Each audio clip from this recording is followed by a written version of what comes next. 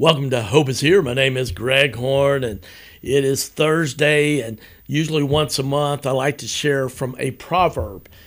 Proverbs written by Solomon, the wisest man of that time, and just such great wisdom. And I've shared this before, but if you're new to Hope is Here, I had a pastor several years ago, over 20 years ago now, say to me one time, reading a proverb, whatever day of the week is, and like today is January 18th. On Thursday, if you're listening live on the radio, or you may listen to this podcast later, but today is the 18th of January, so I'm going to read chapter 18.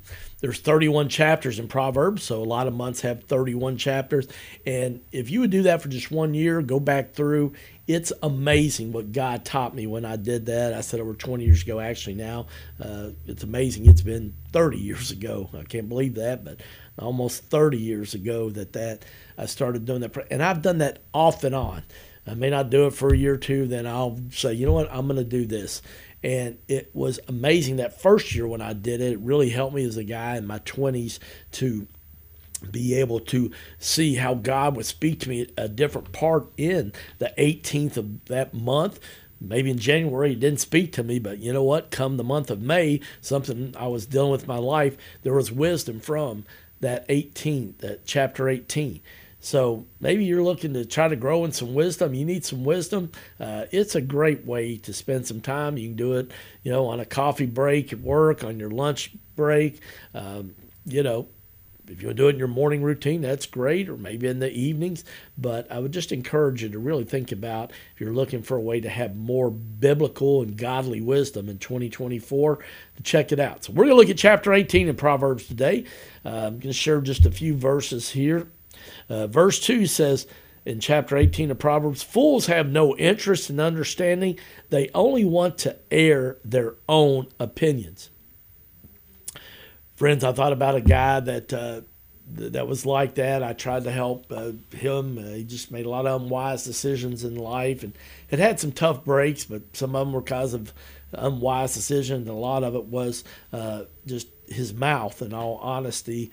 And I thought about this guy when I was reading this a few years ago about that, and I just thought of him, and I prayed for him that day. And yet I also thought, there's also, I need to look at my own life. Maybe sometimes I'm not willing to hear somebody else's opinion and where they were coming from. And a lot of times when misunderstandings happen, instead of at least trying to listen and hear what the other person says, we just are ready to air our own opinion. And friends, that's what fools do. They have no interest in understanding. They only want to air their own opinions.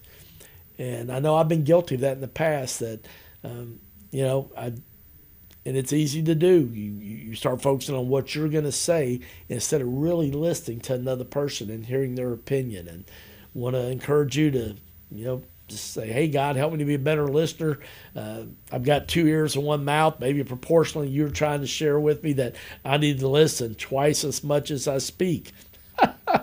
It's painful for me to say as a guy that communicates a lot, but trying to be a better listener in 2024.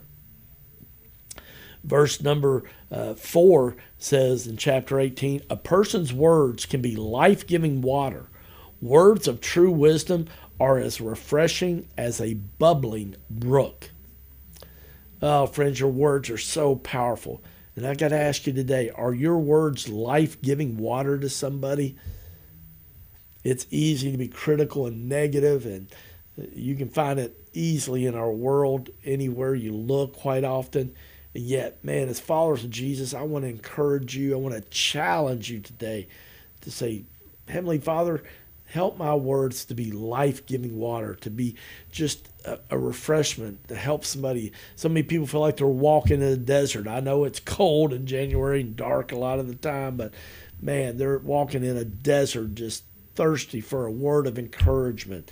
And I just want to pray that your words would be life-giving to people, and that God would help mine to be life-giving.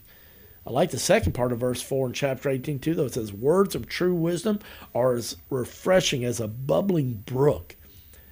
And we've all seen that before, been around where a bubbling stream of water, a bubbling brook has been, and just how peaceful that is. And Friends, if somebody asks for wisdom, that's one thing I've learned as I got a little older in life.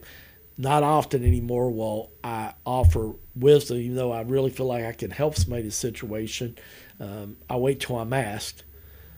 Occasionally, if it's just like, oh, it's so obvious, I feel like I need to share it, I'll say, hey, can I share some input from some experience in my life with that? And 99% of the time, people say, yeah, absolutely. Occasionally, I'll have somebody say, no, I'm good. I just needed to vent. And that's okay too. But all right, let's go and look at Proverbs chapter 18, verse 7. The mouth of fools are their ruin. Their lips get them into trouble.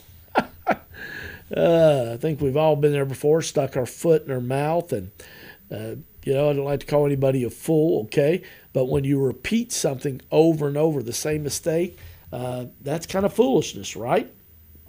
And maybe if you've had a history of that, maybe just say, hey, God, 2024, I want that to be different. This year, I know we're getting already till past the middle of January, but help my words to be uplifting, just like we talked about earlier, and help me to be more quick to listen and slow to speak and slow to become angry, like James chapter 1, verse 19 says. Chapter 18, verse 9 says, a lazy person is as bad as someone who destroys things. Ouch. Friends, we all have good intentions, but as Toby Keith said, and I won't sing it, I did it one time, and I had a couple of friends reach out and say, man, I started laughing when you sang that song by Toby Keith. A little less talk and a lot more action. Great song. I'm not going to sing it like I did a couple of years ago when I quoted that. But you know what? Friends, it's just true. Sometimes here we start the new year, we talked about things that we were going to do differently. And man, I still would encourage you, it's not too late. It is not too late to say, I'm going to take some action, just one thing. Maybe it's just saying, you know what, I'm going to drink water at lunch or dinner today instead of, a soft drink or iced tea or whatever. Just say, I'm just going to drink good old water, do something healthy for me. Lazy person just putting off things that we need to do, procrastinating. And there's certain areas in my life that I've done that. But schedule that doctor's appointment. If you know you haven't been feeling good, you need a physical, or your mental or emotional health's not good, and maybe you're struggling with depression. Sometimes that happens in the winter. Sometimes it could be a chemical thing in your body. So I would schedule a physical with your doctor, a doctor's appointment. Talk to them. Share what's going on. A good Christian counselor. So the best money I've spent been on good Christian counseling to help me with mental and emotional heartaches, disappointments, wounds in my life. I love verse 10 in chapter 18 of Proverbs. It says, the name of the Lord is a strong fortress. The godly run to him and are safe. Friends, I want to ask you today, who are you running to right now when you're hurting? Are you running towards God, or are you running to somebody else, or you're running to buying stuff, or to eating, or drinking, or pornography, alcohol, going to the mall? I mean, friends, God wants us to run to him.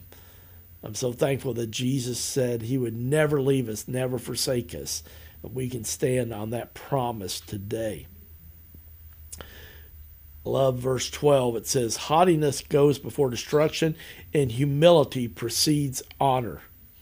That was on a church in Cynthiana many, many years ago, almost 30 years ago. Hard to believe that, but actually I think about 26 years, so not quite 30, closer to 25. But that came on after the flood and Cynthiana and all, and I was fortunate enough to win the Cynthiana Chamber of Commerce Business Person of the Year award.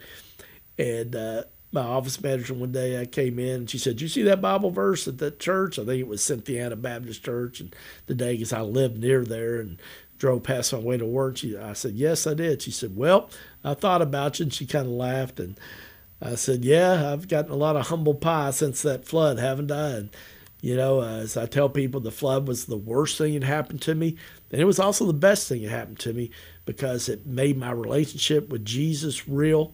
And it taught me that life is a lot more about relationships than material things. And so I needed a little humility, and I was thankful to win that award, but it happened after a flood. And so, you know what? It's okay. Honor's all right, but sometimes humility comes before honor. Verse 13 in chapter 18 of Proverbs, as we're looking, if you just tuned in, at what you can read a proverb a month. There's 31 chapters in that, so a lot of months have 31 days. Some just 30, of course. February, obviously not that many, but just a great way to get wisdom to apply in your everyday life. Verse 13 in chapter 18 of Proverbs says, "What a shame, what folly to give advice before listening to the facts." It's kind of been a common theme today and in chapter 18. And I love it. Certain chapters in Proverbs kind of have a theme, but it's talking about our mouth and not listening well and how that can cause destruction and hurt and shame and pain and disappointment. But just pay attention to that running theme about maybe needing to talk less and listen more, and listening and getting all the facts before you give advice, things like that. Verse 14 in Proverbs chapter 18 says, "The human spirit can endure a sick body, but who can bear it if the spirit is crushed?" And, friends, that's just so true, and that's why I do hope is here. Sometimes we can have a physical sickness, but man, when our mental, emotional health's bad and our spirit's just not good and we get hopeless, it's just hard to function. It truly is.